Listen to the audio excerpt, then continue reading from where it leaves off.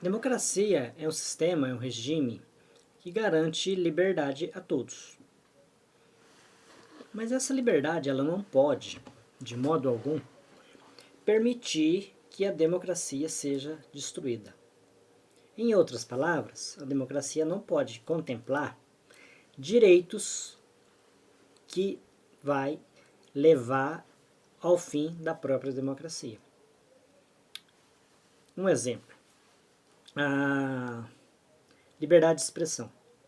Na democracia, todo mundo tem liberdade de expressão.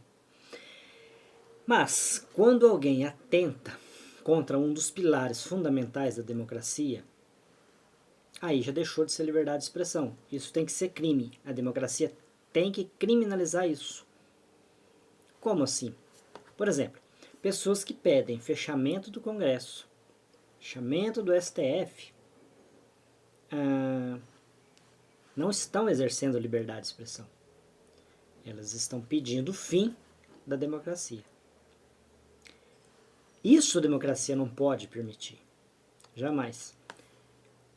Minorias só existem em democracia. Não que as minorias na democracia vá sobrepor a maioria, mas conviver com a maioria de forma harmoniosa. A democracia precisa ter instrumentos para que essa convivência harmoniosa seja possível.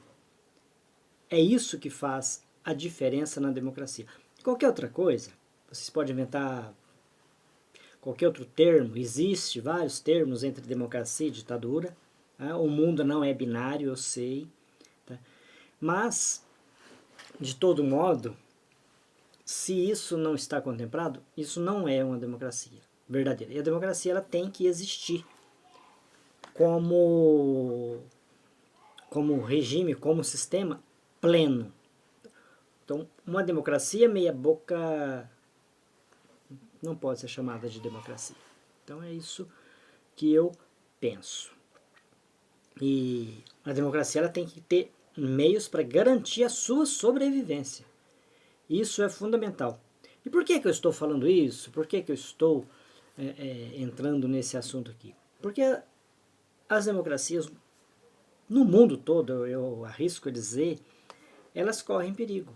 Vejam o que aconteceu nos Estados Unidos. O presidente não aceitou o resultado da eleição, incentivou atos golpistas, enfim, e quase galgou sucesso. Isso é um perigo. Isso é um perigo nas democracias.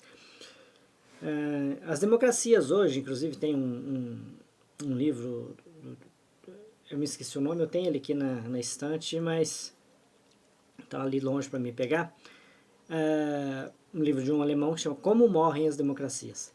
Nesse livro ele deixa claro que as pessoas, deixa claro como os ditadores avançam. Não é naquele molde antigo.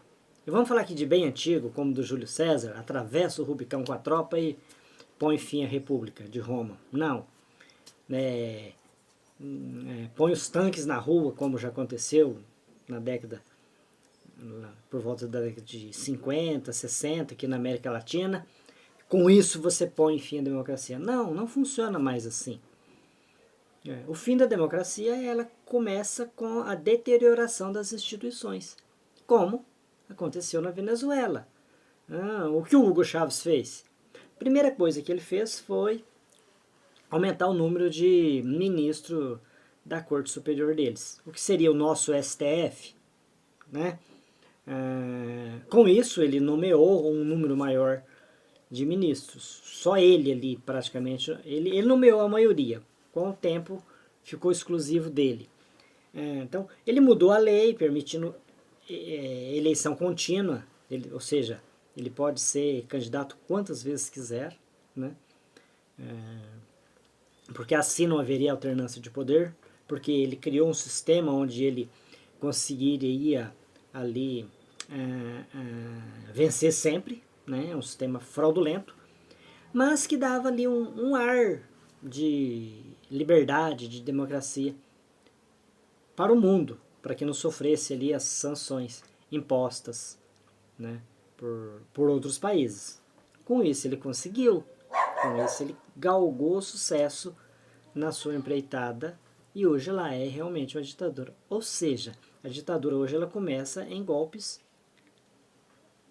a conta gotas, em doses homeopáticas, e o ditador galga o poder, né? Por quê? Porque um golpe mesmo, propriamente dito, o mundo já não aceita mais. Veja o caso de Myanmar, né? Não estão conseguindo sustentar o golpe.